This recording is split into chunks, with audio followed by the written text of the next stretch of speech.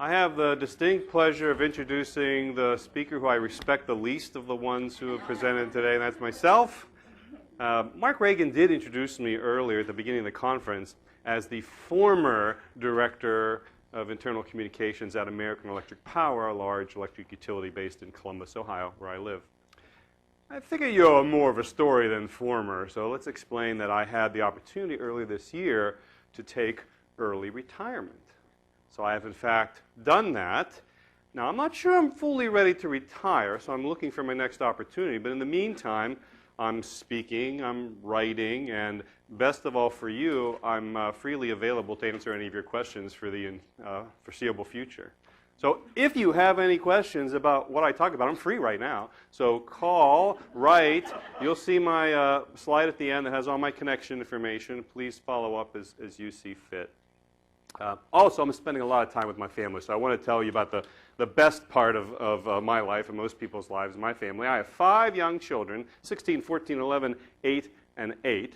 And because I have this time, I'm spending more time with them. I'm watching my 3 youngest children play baseball and softball. And it's lots of fun to watch them play. I used to play baseball too, but I don't get to experience what they experience. This all ties back to my presentation here, so bear with me.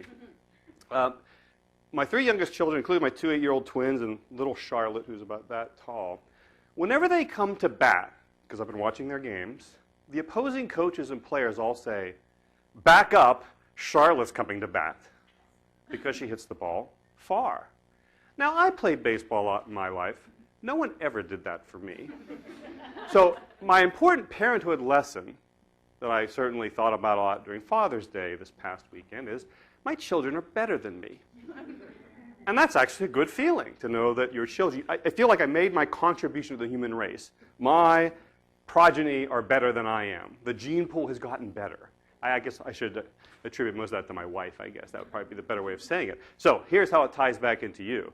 I've had a long and storied career working with intranets. I developed my first intranet in 1995 before the term even existed. So I've been spending a better part of 20 years on intranets, and we've had some successes, some failures. I'll be sharing you some experiences. My hope is you can do better than me.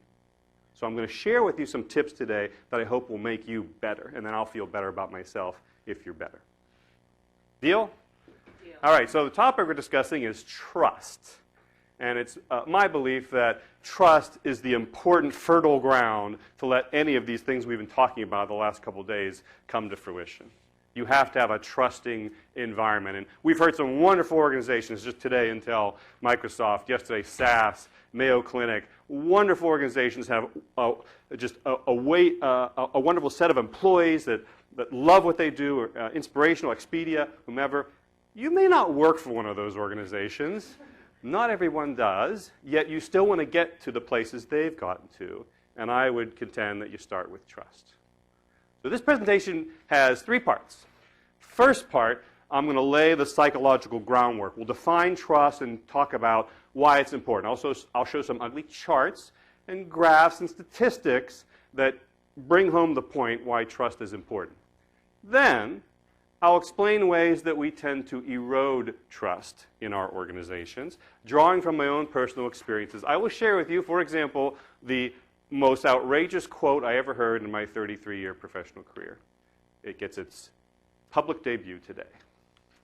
And then the third part, by that time, you're going to be depressed and maybe weeping in the seat that you occupy. Then we'll turn to the hopeful part. I'll share my 12 tips for making your intranet worthy of trust.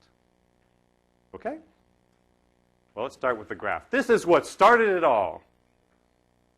At my company, my former company, about a year or 2 ago, we did a comprehensive internal employee survey, asked a bunch of questions. One of our questions was, what is your most trusted source of important information about the company? And these were the results. And I still find them astounding. Over your coworkers, over your top leaders, over your own supervisor, the intranet is by far the most trusted. By far. Why is that? I didn't know. So I asked my employees. And they told me and helped support some theories that I had, and that's what I'll be sharing with you when I share the 12 tips. We should probably define trust before we get too far. So here's the definition of trust. And notice the characteristics of reliability, integrity, competence, truth. Or, for those of you more visual, this is trust. This is an old photograph of a firefighter training exercise. I guarantee you that that particular firefighter trusts his coworkers. All right, some statistics. We've mentioned several times here in the conference about the Great Places to Work Institute, and I just love this quote. If you want to be on the list of the 100 best companies to work for in America, as some of our representative companies have been, trust is the defining principle of a great workplace. Towers-Watson has done research and found that, 79% of employees rank trust as the #1 attribute of good leadership. You've probably heard of the PR agency Edelman and their Edelman Trust Barometer. They produce every year global analysis, global research, and what they show, for example, inside organizations. Most trusted, a subject matter expert, followed by a regular employee, and way down there at the bottom of the list is your CEO. That's a frightening statistic. But the good news is, what we've talked about a lot today was how do you get all those voices involved? How do you get participation? And the good news is those people you're trying to bring in, regardless of rank, function, location, or tenure, are more trusted. And that's a good thing for your organization. More from the Edelman Trust Barometer. 26% trust business leaders to solve social or societal issues. 19% trust them to behave morally or ethically, and sadly, 18% trust them to tell the truth. We have a crisis of confidence in our leaders from the standpoint of trust. But it gets worse. The next statistic is the one that just floored me when I read it. Harvard Business Review did a worldwide survey, found that 42% of people would trust their own boss, but compare that to the much larger statistic that would trust a complete stranger. To me, this really underscores why we want rich conversations and multiple perspectives within our organizations. All right. This is probably the worst slide you've ever seen at a conference. And I have evidence to support that. The company that makes the overhead projector In Focus, I don't know, that's an Epson overhead projector above us. The company In Focus a few years ago held a contest. What was the worst PowerPoint slide you've ever seen? This won. This was the winning slide. And when I saw it, I laughed at it. And then looked closer and found that it came from my company. That was my company's IT modernization roadmap. Now, I used to work in IT the early part of my career. I mentioned that I majored in statistics of all things in college. I was hired as a programmer analyst, and then I got into other things and fortunately got out of IT and went into corporate communications. I like both environments, but the point is, if you were an employee of IT, does this inspire trust?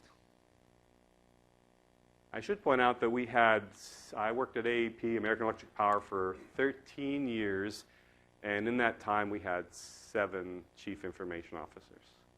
So I don't know how the heck they would fulfill the roadmap when they're changing every year and a half or so, but just dreadful. And again, we do things like this to erode trust. I'll show you other things that erode trust, including some interesting quotes. This is a quote from one of those 7 CIOs. There's 2 problems with this statement. The assumption that the only way that you're great is with large amounts of resources or funding. That's just wrong. And then the very inspirational quote, good is good enough. Who wants to work for that organization? I'm mediocre. I'm good enough. Nobody does. And I think that tends to erode trust. Let me set the stage for the next quote I'll show you.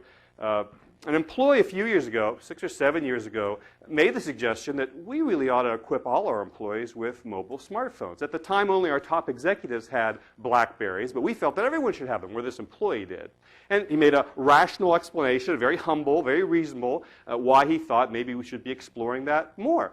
I worked for a company, AEP, where 1/3 of the workforce was mobile. They're in their trucks. They're working at power plants. They're on the road. Yet none of them were equipped with mobile smartphones. So he made that suggestion, and then one of our legal executives responded this way. Now, there are 3 problems with this one. Number one, the legal executive sent that not to the employee, but to the employee's vice president. I never like it when we play, I can't talk to you, you're beneath me. I have to talk to someone over you who will then talk to you. Second, the legal executive knew the employee's name, but said, does the employee know? Didn't even bother to address that employee by name. For all that executive thought, it's an interchangeable part. And that leads us to the third part. Again, do you really want to work for an organization where your job is merely to implement policy, not make it? The good news is that executive was asked to leave within 6 months. So that problem went away, but I'm sure we have in many of our organizations some of that thinking that still exists. Okay, the worst quote ever in my professional career comes next, and I need to set the context for it. In 2006, we introduced a new interactive personal intranet. And one of the meetings I held prior to its launch was with legal, human resources, and information technology to explain that we were creating the ability for employees to have their own personal profiles, their own pages with basic contact information that they can embellish with their own photographs and profile information about themselves, their personal hobbies, what have you. They were violently opposed to that particular idea. The legal representative thought that we'd have a lot of incidences of stalking. That was his fear. The IT security representative thought that we would have just chaos and that I really expect blue-collar employees to know how to use a computer. What a demeaning, disrespectful comment that was. So I'm angry in this meeting. And I should point out that we went ahead and did this anyway, despite those objections. And it proved to be wildly successful. And there was no stalking. And the blue-collar employers were quite happy with it and used it quite a bit. But the HR person, who was my friend, an HR executive, after the meeting, puts her arm around me and says the following: I still love her, but I just can't believe this comment. I was once like you, and I joined HR and saw how people really are. I hope, Margie, you don't feel that way. I saw how people really are. I don't know about you, that's the most outrageous thing I've ever heard. So how do we erode trust? We say things like this. We do things like that IT modernization roadmap. That's how trust gets eroded. Let's talk today about how to build it up. Okay? Good. So my 12 tips. Tip number 1, show respect. Or if I could put it another way, if you want people to trust you, trust them. Simple. Our guidelines that govern the interactive elements of our intranet start with 2 important sentences. Sentence number 1, we encourage you to participate. Sentence number 2, we trust you to behave professionally. It then goes on to list the things that you shouldn't do. But the point is, it starts with, you're encouraged and we trust you. And I think that makes a world of difference in tone. Margie talked a lot about tone. The tone matters. And I think your tone has to start with, we trust you. I'll go further. There are a lot of companies who do this, and if you do it, I don't mean to insult or accuse you of anything wrongly, but I've often been asked, why don't you put a report abuse link next to every comment? And I said, that demonstrates I don't trust people. To me, that demonstrates that there is going to be abuse, and be on the lookout for it. So that's why we never put a report abuse function or link on our intranet. So start with trust. Trust your people, all your people, regardless of rank, function, location, or tenure. Not just your top leaders, not just your blue-collar workers, everybody. Tip number 2, be accessible. Those of you who attended my pre-conference workshop know that that's the remote island in Fiji where I got to spend some time with my family last year. If you ever want to go, if those of you who had the black push pins on Fiji out there, I saw you. Talk to me. I can tell you how you can find this island. I accessed my intranet from there. The point is that you have to make it so that people can reach your intranet if you want them to use your intranet. So that means desktop, mobile, home, all devices, all hours. If you're not accessible, how would you expect people to use it? Tip number 3, load quickly. Particularly for the people using mobile devices. They're not going to spend 10 minutes authenticating. You have to make if there is an authentication process, and maybe you need to have some for security reasons, make sure it's quick. Make sure the way you design your pages is such, whether desktop or mobile, it's loading fast, that you haven't weighted the page down with lots of extraneous information. Quick, speed, that's important. We had a way that you could access our intranet from your own personal mobile device or a company-issued mobile device, your laptop, tablet, home, whatever. But the authentication method was always the same. The way you did it at work was the same way you did it on the mobile device, was the same way you did it at home. It was ID and password, and that was it. So the consistency, I thought, was really important. All right. Number 4. Tip number 4. Be relevant. And by that I mean you have to be attuned to your company's mission, vision, values, strategy, culture, and you have to make sure the information you're providing, the support you're providing, is in fact consistent. Going further, you need to make sure it's consistent or relevant with what employees are worried about or thinking about. So you always have to make sure it fits your organization. This is the reason, by the way, I contend that no two intranets will ever be the same. Because we all have different vision, mission, values, strategies, cultures, what have you. But be consistent with yours, and you have to spend the time to make sure that you're consistent. I've said this before. I know a lot of people are worried about comments, and are comments frivolous, or people wasting time. I said this in the pre-conference workshop. Everything that we did, we would allow employees to respond to comment on live. Attributed, but immediate. And people would wonder, well, what if they said things that weren't really important or valuable? Everything we did always tied somehow to these things, to vision, mission, value, strategy, culture. So I contend that it doesn't matter really as much what people say or how they comment. The mere fact they were inspired to comment meant they absorbed the key message that you wanted them to get. And that alone is valuable. All right, be relevant. Number 5, follow consumer trends. We've had a number of speakers talk about this, that it's the explosion of consumer technology that has made it raise, if you will, the expectations of our employees. I'll tell you another little story about a friend who worked in my IT department. She used to say that 20 years ago, when I started my career in IT, and people found out I worked in IT, they said to me, "You must be really smart. You work in information technology." She goes, "Nowadays, when people find out I work in IT, they say to me, 'You're the source of my problems. You're preventing me from being more productive.'" And she asked, "What changed?" This is what changed. Consumer technology changed. And in many of our organizations, maybe not some of yours, hopefully not in Microsoft's, but in many of our organizations, consumer technology has bypassed work technology. In some cases, dwarfed it. And employees notice that. And they wonder, why could I do this at home effortlessly, and I can't do it at work, or it's difficult to do at work? So if you're not monitoring, following consumer trends, and keeping pace with it, that doesn't mean adopt everything that you come across, but it certainly means make sure that you're keeping abreast of your employees' expectations. Okay? Number 6. Now, when I developed this slide, it's actually a photograph my 14-year-old daughter took. I don't know why she was arranging M&Ms the way she was.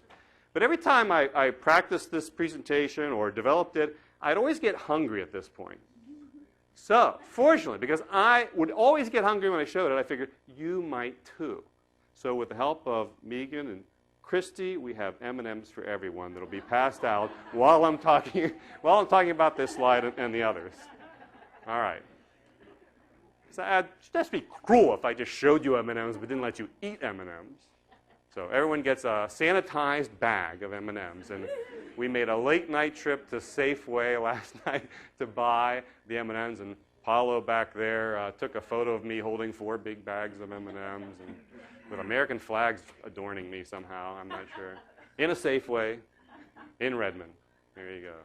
All right, so pay attention to detail, and those of you who are professional communicators, you know the detail is extremely important. But if you want trust, people have to trust the information, the facts, the figures, the identity of people in photographs. You know, attention to detail matters. It matters a great deal if you want trust. Now, we all make mistakes, and it's okay to make mistakes. I always used to tell people that came up in the print environment when I said that speed really matters. We need to get things out fast. They said, well, we need to take more time making sure we got everything just right. And to some extent, that was true. But I love the fact that once we went to I get one too, great. When we got to online, all our communication is now done online. We can post something, and if we happen to have a mistake, we can change it really quick, hopefully before anyone sees it. And that's the beauty of online. Unlike when you print something or press the send key of the email, you can't necessarily get that back. So online has helped us a great deal in this regard. So you will make mistakes. Just have processes in place so that you can identify them, apologize for them, correct them very, very quickly. So pay attention to detail. Are the M&Ms good? Good? All right, we good? We probably have extras, don't we? That's right. I was told there were 105 people at the conference, and of course many of them had to leave, so since we're about maybe even half that, you all get 2 bags. You have to see Christy and Megan if you want a second bag for the road. All right, number 7, as I was alluding to, be fresh and timely. Make sure that you provide information immediately as it's available. We had a philosophy for the front page of our intranet. Everything on the front page changed at least once a day. So we had, news, announcements, weather, quote, fact, photograph that changed every day. We had real-time corporate performance measures that changed real time, and they were very popular with employees. So you, again, raise the level of trust when people know that when they come to your intranet, they're seeing what's happening right now, and they're seeing it equitably, regardless of where they are in the world. We only serve the United States, but we serve in 11 different states. Wherever you were, in the outback of Louisiana or upper Michigan, you would see the exact same thing at the exact same time as your colleagues around the organization. And that was really nice from a unity standpoint to be able to do that. So be fresh and be timely. Speed kills not only in how quickly it loads, but how fresh the information is that you're providing to your people. That certainly raises trust. Number 8, I love this photograph. It's an old photograph of the Grand Central Station in New York City. And if you can see it, there's light beaming in from the window there onto the passengers below. Bring the outside in. Employees will not always trust your corporate sanitized messaging. Bring in outside perspectives to raise the level of trust. And so that I mean, we had a place where we'd share compliments and criticisms from our customers and expose that to our employees. I know of another company in my vicinity, Scott's Miracle-Gro. I wouldn't go this far, but they actually let you listen in on customer service calls to their customer service center and hear what customers are saying about their products and the problems that they're having with it. Expose the external perspective. For us, it also meant bringing in external news. So we subscribe to a service called the Copyright Clearance Center based in Massachusetts. It gave us the legal right to republish stories, selected stories we would curate from the Wall Street Journal, the New York Times, Washington Post, hundreds of publications, including industry publications, and we would share those on our front page on a daily basis as well. Only about 3 or 4 a day, but pertinent to our industry, pertinent to our company, often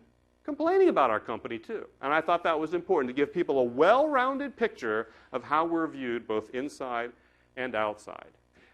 I told you that our old CEO retired a couple years ago. Before our new CEO assumed the throne, he was an inside candidate, but he went around the system to get to meet people that had never met him before, never heard from him before. We arranged a tour of our system before he took command with a series of town hall meetings across 11 states. And he told us afterwards how intelligent the questions were that he received from employees in the town hall. And he personally thanked us for the effort we put in bringing the outside in to help people understand why we make the decisions inside are not done in a vacuum. They're done because of the external forces often that affect us. So bring the outside in certainly raises trust. All right, number 9. I told you I talked to employees to find out why they trusted the intranet, and they gave me many reasons. This is reason number 1, and I'll explain why. Encourage dialogue, and not just happy dialogue, invite dissent. Our former CEO was very good at that. He would invite dissent. He would, in his own personal blog that we had on our intranet, he would say, here's what I feel. Now, I could be all wrong. You may have a different opinion, and I'd love to hear it. Not too many people are brave enough, confident enough even, to be able to say that. And he did get people that disagreed with him, and he enjoyed that. He loved the banter with employees, trying to offer a different perspective. And indeed, wherever we would encourage dialogue, you'd get a variety of perspectives. I call it the kaleidoscope of perspectives. Here's the official word or the start of the conversation. Here are all the employee reactions, comments, questions, responses, subject matter expert contributions, all built together. And if you looked at all that, the picture becomes much clearer. It's a much more total picture. I like to say that anything that we would announce would go through the crucible of public opinion, and somehow that made it stronger. We had many instances, including in human resources, where a policy would be announced, employees would discuss it, provide valid reasons why it was stupid, and then, to the credit of our human resources leadership, it would be changed based on the comments. And I give credit to that leadership because they were interested in the best possible outcomes, not clinging to a policy that didn't really work. So, encourage dialogue. I think that's incredibly important to give that broader picture of what's going on. That's why people trusted the intranet over their supervisor, over the top leaders, because they got the variety of perspectives that those people were not delivering. All right. Number 10. Monitor all activity. It doesn't mean you have to have a control room that looks like this, but I do think it's important, as a communicator, me being the head of internal communications, I read everything. It took a lot of time. I couldn't do my job without it. I understood what people were thinking, what they understood, what they didn't understand, what we need to improve upon. All that became very, very clear. I'll go further. We produced a report and we delivered to our top leaders every Monday. It was the previous week's activity, where we'd highlight, here's the trends, the traffic patterns, what people are reading, what people are understanding. Here's kind of a sentiment analysis of what they've been saying. And here are some choice comments, excerpts of comments. We do that in one page, just a really quick synopsis. Our executives loved it. It gave them a quick, we call it the pulse report, of what people are thinking, often about the messages they themselves had been delivering through that particular report. So encourage dialogue, monitor all activity of that dialogue. I think that's necessary, crucial, if you want to build trust. And I guess when I say monitor, don't be afraid to participate.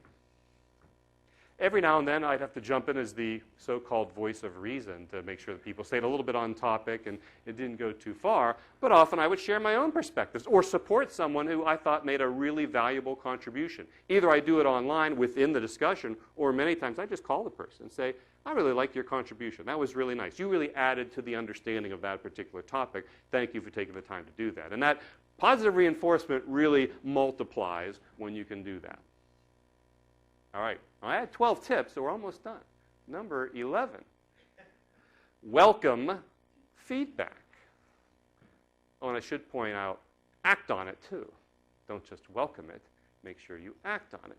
So we had on our intranet, as many of you may, a feedback form on every page. And people would use that feedback form anonymously if they choose, and would send that information just to the own caretakers, I'll call them, the caretakers of the intranet, my internal communications team. And then we would respond. And my favorite thing to do, I know we've had lots of debate over what tools do you use, and those who attend the pre-conference workshop know my bias. I think you should build your own. Our intranet that won our first international award was built by 3 people, me, developer, designer. That was it. And to this day, until I retired, I had 2 developers reporting to me. They built everything. They maintained everything. Everything was integrated. There wasn't a separate place for the social environment. It was built into everything else. We moved at the pace we wanted, and it was dramatically less expensive, I find, than many of the vendor proposals I've received over the years. So that's my personal advice. But the best part of all that is when we get a suggestion from an employee. An employee would say, you know, that feature works pretty good, but to make my life easier, to make me more productive, it would be great if you added this little feature to it as well. And I would turn to my developers whenever that would happen, and happened numerous times. And I'd say, what do you think about that? And they'd go away and 30 minutes later, come into my office and say, that was actually a pretty good idea. In fact, it's now in production. And to be able to then call that employee back and say, thank you for your suggestion. That was such a good suggestion. Look at it now. It's now in production. And that really, again, gets people excited and trusting that you're listening to them when they make suggestions. And even if the suggestion was far-fetched, you're still going to contact them and say, well, thank you for that. We'll look at it. Here's maybe some of the troubles we have with it, or why it may not work for us. But the point is, you've always given a respectful response to the feedback. And we would generally respond within minutes whenever we'd receive feedback. And we'd receive dozens a day, hundreds a day. All right. 11. We got one more. Attract and promote. Those of you who attended, again, my pre-conference workshop know that this is the town square of Copenhagen, Denmark, where, as I learned, in Denmark, you're not allowed to say something's the best unless you have scientific proof of that. So Carlsberg got around that by saying probably the best beer in town is their advertisement. Now, I'm not suggesting you call your internet the best, the most trusted source of information. What I am saying is you've got to give people a reason to want to come there.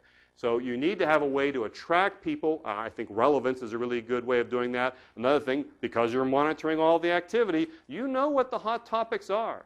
Make sure those hot topics are featured and give people the opportunity to discuss them on your internet. As you know, the most robust conversations you have are about the things that employees are really interested in. So make sure you know what those are and you are representing them. And promote the internet.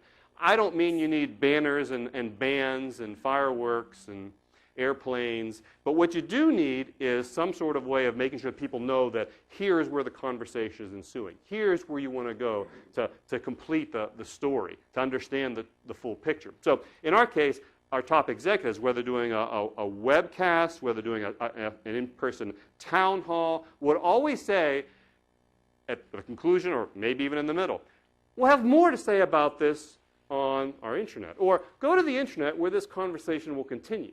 So always promoting that that's the place where you can see the total picture and be involved in helping to form the solutions to the problems we face. All right, 12 tips. I only have 2 more slides. We're in great shape. All right, I did want to repeat this slide, this ugly bar chart, because as someone who oversaw the internet and used the internet as the primary communications vehicle within my company, this is somewhat delightful. But as the head of internal communications for my company, this is somewhat scary. This is not delightful. So as you consider how do you make your internet trustworthy, you also need to spend some time thinking about how do I make these people more trustworthy? And I think the way you do that is you help them become better communicators. You help them become better communicators with the modern tools we have. You help them become participants on your internet in the conversations that ensue there, as we heard from many of the presenters here in this conference. So make sure you're not only trying to champion the internet as being favored, make sure you're helping these other folks too. All right. I promised I would list my contact information. There it is, and ways you can contact me. And hopefully someone else besides me could run around with it. Brian could. He could run around with the stick microphone to answer questions. One more proposition for you. Whenever I produce a presentation, I practice it. I rehearse it. And that's how I got hungry for the M&Ms, as you know. I actually write out everything I'm going to say. Obviously, I didn't consult it here while I was speaking to you. But I have a document that has all the words that I was supposed to say, supporting all these slides. So when Reagan communicates with you next week about where you can find all the slideshows, if any of you want the speaking notes that accompany my presentation, just email me and I will send them to you. Okay? All right, so got this here. Microphone in hand. Questions? Please. I enjoyed your presentation. Thank you. I had a question regarding tip. Oh, where was it? Was it tip 11 or tip 10? About, oh yes, I'm sorry, it's tip 10, regarding your pulse report. I'm pretty intrigued by that. So Yes. you did that, a one-page pulse report, and you gave that to the organization's top leaders? Yep. And what kind of impact did it have with regarding to your communications work? Well, it helped us really understand sort of more formally what some of the trends were that we were seeing. Now, we would see them because I read everything. I knew them. But to kind of pick the best of the lot and say, we're going to fit that on one page, and these are the things we really want to highlight, and to send that to our leaders. Of course, I had the luxury, I like to think, Director of Internal Communications. I report to the Vice President, who reported to the CEO. Very short chain of command, which I thought was really important. The person who loved the report the most, the Vice President of Corporate Communications, because he was the primary or chief communications officer. For him to see this is what's going on in the company, and he was often involved with our top leaders in crafting the key messages, he could see that, okay, this is what's working, this is what's not, and he could help coach them on how to make those messages more clear. So it helped. Did it help you prioritize your work than your That's communications? right. Because, hey, they're understanding this, so we don't have to worry about that. But here are things that clearly are not getting through, so maybe we need to try other ways of trying to get those messages across. Yeah, that's where it's valuable. Good. Others? Coming? It's coming. And did you have a special dashboard for monitoring all that feedback? I did. Like many of you, I call it the current craze in Internet technology is the activity stream. Whether you're mimicking Twitter or Facebook, the activity stream, and you can subscribe and follow different people and different topics. And we have that. We built it in-house. And I should point out a little story. I had a call from Yammer a couple years ago, not to necessarily pile on a vendor, and they said, we'd love to sell you our solution. I go, well, we already have it. We built it ourselves. And they go, then you stole from us. I said, no, we did ours before you. And by the way, didn't Twitter come before you? So I'm not really a fan of Yammer because they accuse me of stealing their idea that they stole from somebody else. So that said, we then would have the ability to take all the activity, all the streams. And what would go into an activity stream? Anyone's status update, any of the behavior that they did. So if they voted here or created a community there or commented somewhere else, all that would go into the activity stream. And then thirdly, we automated alerts that would go into the activity stream. So if the stock price went over or up or down more than 2%, that would go in the activity stream. Or other internal systems, you want to know that the number of power outages in a particular area was over 100,000. That would go into the activity stream. So having alerts, behavior, and status updates all in the stream. So we created something that many people have, and that is the full dashboard of every stream all run together. I guess we call that the big river, or the lake, or the ocean, or whatever it was. And we would see that all together. And that's what I kept open throughout the day. And I would look at that throughout the day and find out what people were doing, where they were going, what they were saying. All public information. We weren't including things that were private one-to-one communications, but anything that people were posting or doing publicly on the internet, we would put in that activity stream. Okay? Good. Other questions? Questions about the conference as a whole? Questions about parenthood? Baseball? Baseball? Favorite color of that banana? Favorite, sorry? Color of that banana. That's a good question. Actually, I got to go back and look and see what all the colors are. What are all the colors of M&M's? So what would be my favorite?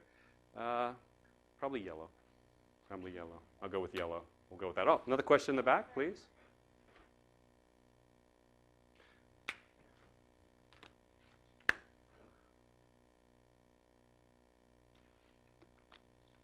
Have you ever had to deal with a time where the management didn't have anything to communicate because they didn't know their next steps and they didn't want to put anything down in words? And how do you convince them to at least tell people something? That never happens. No. That never happens. I don't know that I have a good solution to that particular problem because it does, in fact, happen. I think the main thing we tried to do is by exposing the fact that we were listening. So we could inundate them with evidence saying people are really yearning or desperate for something here, and I think you need to chime in. So we would act, I guess, as the ombudsman for our entire workforce, and we can share that with our leaders saying, here's what they're saying, here's what they're confused about, and generally that would tend to convince them in many instances when they would see with evidence, with either statistics or hard words, here's what's happening. And by the way, one thing that I should point out, if you feel that maybe your intranet is not trustworthy right now, my encouragement to you is do a survey like this and have the evidence that you can present to people to say, hey, people are not trusting what we're doing. We'd really rather blow it up and start all over again. Having evidence to do that really helps.